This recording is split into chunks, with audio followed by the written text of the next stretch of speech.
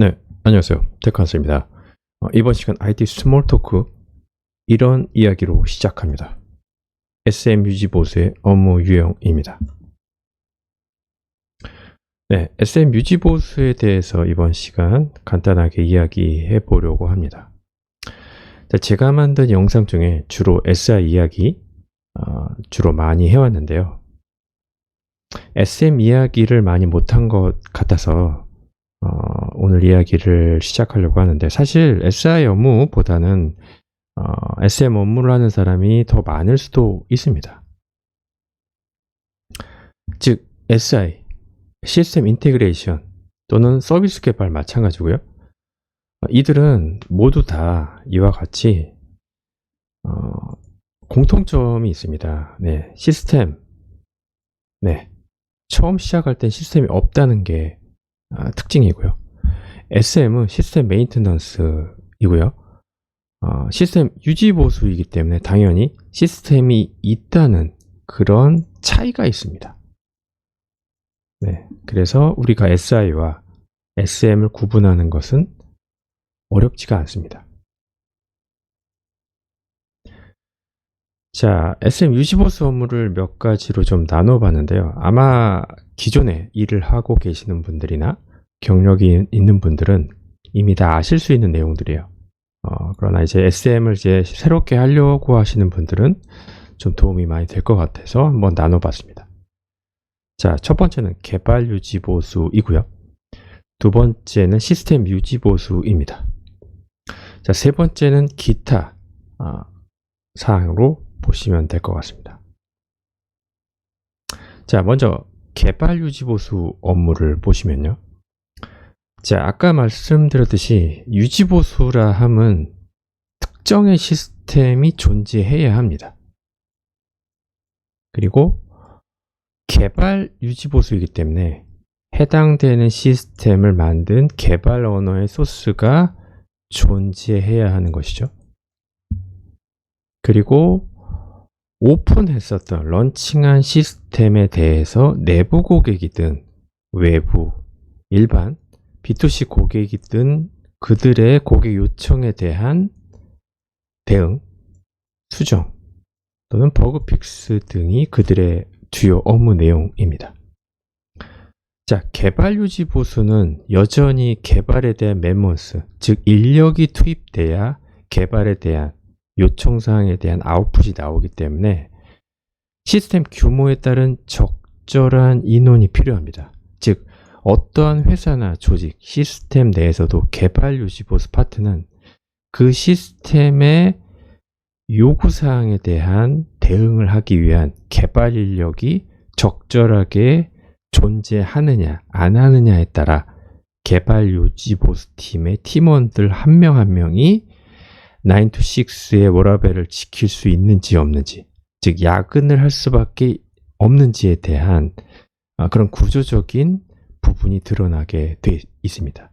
그래서 여러분들이 SM 업무 또는 SM을 주로 하는 회사에 들어갈 때는 역시 이런 본인이 판단할 수는 없겠지만 결국은 그 유지보수 팀 내에서의 문제들은 결국은 적절한 인원이 있는지 없는지, 적절한 개발 인원이, 유지보수 인원이 있는지 없는지가 굉장히 중요합니다.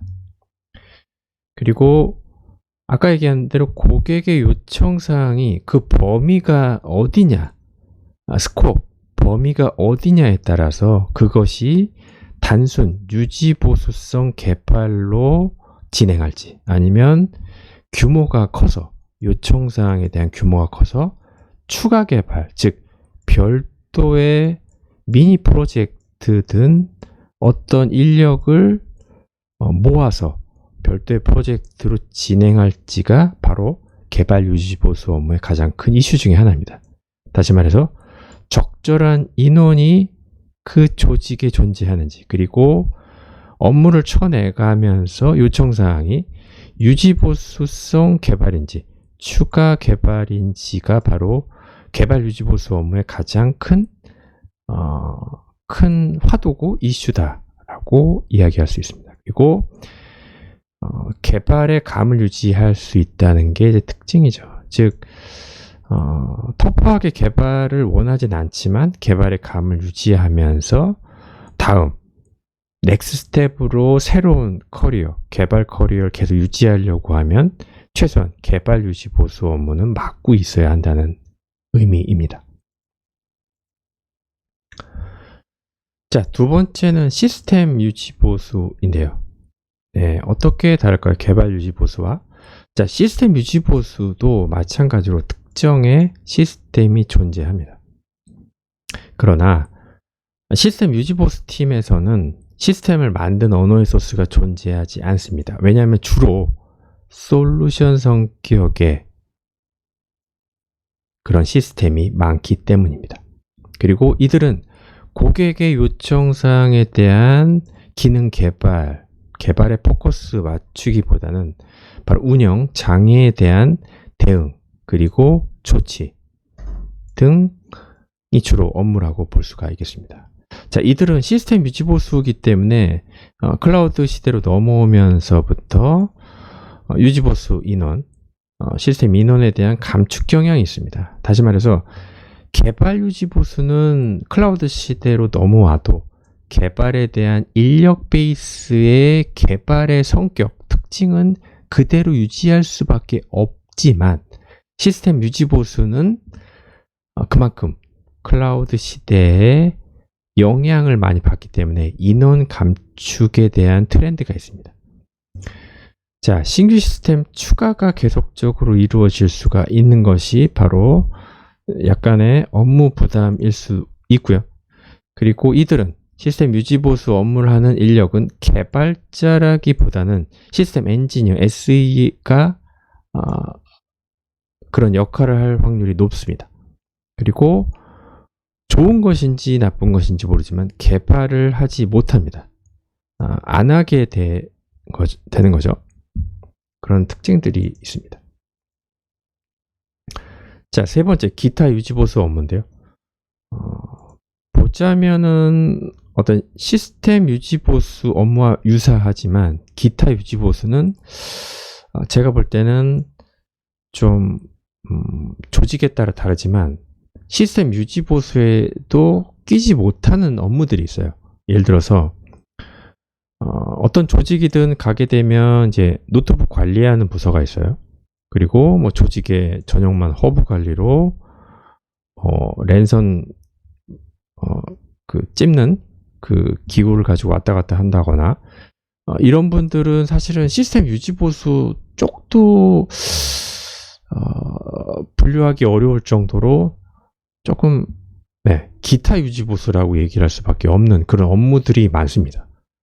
그래서 이들은 당연히 이제 시스템이 존재하고 소스 존재하지 않고 운영 장애에 대한 대응 조치지만 그 내용을 자세히 보자면 특정의 시스템에 대한 업무는 좀 전문적일 수 있는데 기타 유지 보수 업무, 여기서 얘기하는 것은 노트북 관리 같은 건 사실은 전문적인 업무라고 하기에는 조금 좀 어려운 점이 있습니다. 그래서 좀 따로 뺐고 이분들도 개발하지 못하는데, 자, 이분들은 우리가 그 개발자들이 이제 쿼리라고 하는 일상적인 이 쿼리에 대한 발음을 캐리라고 반문을 할 정도로 싫어합니다. 굉장히 IT 조직이 있지만 시스템 유지 보수도 아닌 비전문적인 그냥 기타 유지 보수 업무라고 볼 수가 있고, 제가 IT 직무에 대해서 얘기를 많이 하지만 결국 이 세 번째 기타 유지 보수 업무는 굉장히 경력 관리로서 조금 어려운 그런 포지션이라고 볼 수 있겠습니다. 자, 종합적으로 한번 정리를 해보겠습니다. 자, SM 업무 특징은요, 컨트롤이 가능한 시스템, 즉 내가 개발 유지 보수든 시스템 유지 보수든 컨트롤이 가능하고 개발 같은 경우 인력 베이스지만 개발 공수를 어느 정도 타협할 수 있을 정도의 그런 분위기, 환경이라고 하면 9 to 6가 가능합니다. 그리고 워라밸 가능해서 휴가를 사용할 수 있고요. 그리고 고객과 원만한 큰 규모의 조직에서 SM 업무도 갑 외에 을병정 쭉 하도급으로 내려갈 수 있습니다. 그래서 을 위치에서 갑으로 이제 포지셔닝 할 수도 있고요. 그리고 생각보다 SM 업무가 장애가 생기지 않으면, 장애가 없다면 지루하기 때문에 소스 분석 시간이 많습니다. 요즘은 개발자들이 있고 별도 조직이 있기 때문에 굳이 접근하지 않는 유지보수 인력들에게 소스를 열어주지는 않지만, 아까 얘기한 대로 개발 유지보수 팀이라고 하면 자신이 그런 소스를 가지고 분석하면서 스터디를 할 수 있는 시간을 확보할 수 있습니다. 그리고 SI 개발만 했다면 잠깐 쉬는 기간으로 생각할 수도 있습니다. 즉, 쉬울 수도 있고 어려울 수도 있지만 평균적으로 좀 어느 정도 잠깐 쉬어가는 기간으로 생각할 수도 있습니다. 장애가 생기면 새벽 출동하고 조치를 빨리 취해야 하는 경우도 있고요. 대다수의 대기업 IT 자회사의 역할이 바로 SM 업무일 수도 있습니다. 그리고 서비스 개발 회사도 시스템을 오픈하고 그 시스템을 받은 당사자라고 한다면 그것이 바로 SM 업무의 시작이라고 볼 수도 있을 것 같습니다. 네, 이번 시간 간단하게 SM 업무에 대해서 알아보았습니다. 여러분, 도움이 되셨다면 구독과 좋아요 부탁드리겠습니다. 감사합니다. 택관서였습니다.